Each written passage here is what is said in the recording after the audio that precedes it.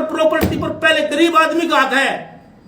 जिसके सर पे छत नहीं है, जिसके तन पे कपड़े नहीं है, जिसके तन पे रोटी नहीं है, कैसे नींद आती सरकारों को? इन सरकारों को नींद नहीं आनी चाहिए जब तक हिंदुस्तान का एक भी आदमी भूखा है। 3 दिवसीय आपने इतना विशाल राष्ट्रीय स्तर पर कर रहे हैं, प्रचार प्रसार भी इसका काफ़ी हो रहा है। बड़े मीडिया महाकुंभ को ऐसा करेंगे, समाज से जब मिले और अपनी बातों को बताए तो समाज की तरफ से किस तरह की प्रतिक्रिया आई और आपको चुनौतियों का किस तरह का सामना करना पड़ा?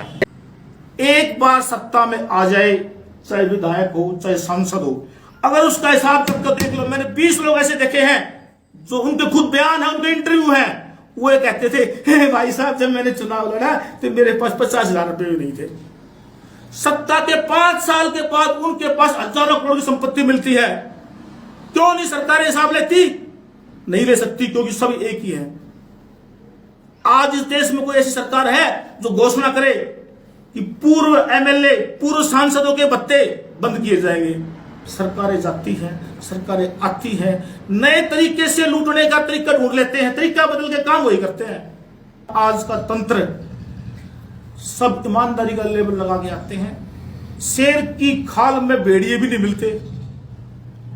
अगर जो सरकारें किसी एक की बात नहीं कर रहा, मैं 74 साल की यात्रा में सभी सरकारों की बात कर रहा हूं। मैं नई सरकार आती है, पिछली के पत्ते खोलती है, पिछली को बदनाम करके सत्ता में आ जाती है, फिर कुछ नहीं करती, वैसे घूमते रहते हैं। वो इस तरीके से लूटते थे, ये इस तरीके से लूटते हैं, बात वही है। ईमानदारी के लेवल से छवि अच्छी रखकर जनता को बेवकूफ बनाते हैं। जनता बेवकूफ तो नहीं है, लेकिन उनकी मजबूरी है बेवकूफ बनना। जिसके घर में रोटी नहीं होती ना वो धर्म को मानता ना क्षेत्र को मानता। जब घर में शाम को आदमी जाता है और बच्चे इंतजार करते हैं मेरे पापा आएगा, कुछ सामान लेकर आएगा, और जब उसके अपने बच्चों के लिए कुछ नहीं दे पाता है तो उस समय धर्म कहां आएगा? न जाति, न धर्म, न क्षेत्र। उसका सबसे बड़ा धर्म है अपने बच्चों का पेट पालना। एक तो अंग्रेज थे जो हमें धर्मों में बांट के चले गए। उनके जाने के बाद इस देश में काले अंग्रेज आए हैं जो सत्ता पर बैठे हुए हैं।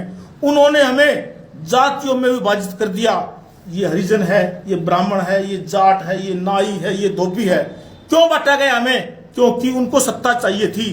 उन्होंने सत्ता पाने के लिए हम हिंदुओं को भी, एक धर्म को भी जातियों में बांट दिया है। अब सिर्फ एक ही बात बची है, ये छोटा भाई है, ये बड़ा भाई है, ये ताऊ का लड़का है। उस समय अगर रहा ना, वो ऐसी राजनीति चलती रही तो एक दिन हमें राजनीतिक लाभ लेने के लिए हमें वहां तक भी बांट दे होंगे। लेकिन राजनेताओं ने राजनीतिक स्वार्थ सिद्ध करने के लिए हमारी जनता को बंदी बना लिया है, शिक्षित नहीं होने देते। क्योंकि अगर जनता शिक्षित होगी तो क्या होगा? सत्ता गलत आदमी पा नहीं पाएगा। इस देश में राजनेताओं के बच्चे जो या असफल होते हैं, पैसे के दम पर बाहर देश में डिग्री ले जाते हैं एमबीबीएस की, और उनके बाप के द्वारा 2 नंबर की कमाई करके जो हॉस्पिटल बनाए जाते हैं उनमें आके डॉक्टर बनते हैं। और हिंदुस्तान के गरीब बच्चे जो शिक्षा के दम पर डिग्री यहां से लेते हैं वो उनके अंडर में काम करते हैं। राजनेताओं का अधिकतर हिस्सा स्वास्थ्य के विभाग में, जितने हॉस्पिटल्स हैं 90% किसके हैं? नेताओं के। अपना इलाज कराएंगे जाके अमेरिका में, भारत की जनता की कष्ट कमाई, काटे कमाई के पैसे से उनके बच्चे पढ़ेंगे बाहर देश में जाके, क्योंकि उन्होंने शिक्षा पर भी कब्जा कर रखा है। शिक्षा भी उनके अंडर में है। जितने भी शिक्षण संस्थाएं हैं उनमें 90% राजनेताओं का है। उनके बच्चे योग्य नहीं होते, इसलिए बाहर देश से पैसा खरीद कर डिग्री लेके आते हैं, फिर इस देश में आके शासन करते हैं। स्कूल कॉलेज राजनेताओं के, स्वास्थ्य हॉस्पिटल राजनेताओं के। ये ना करे मीडिया, वो ना करे मीडिया। क्यों नहीं मीडिया करेगा? मीडिया ने इस देश को जगाने के लिए कार्य किया है।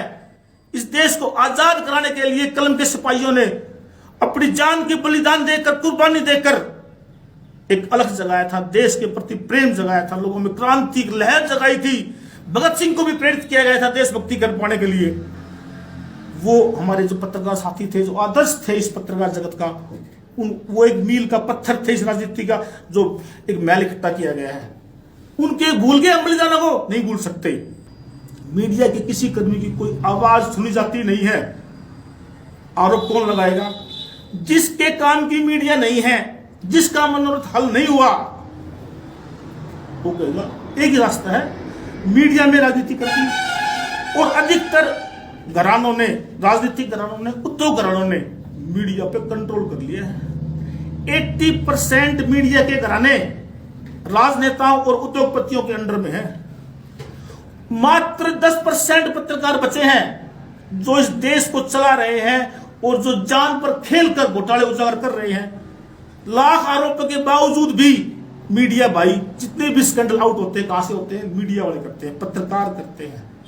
इस देश में आज तक कितने पत्रकार मारे गए हिसाब भी नहीं है, कोई रिकॉर्ड भी नहीं है, चुपचाप मर जाते हैं, खबर भी नहीं आती है।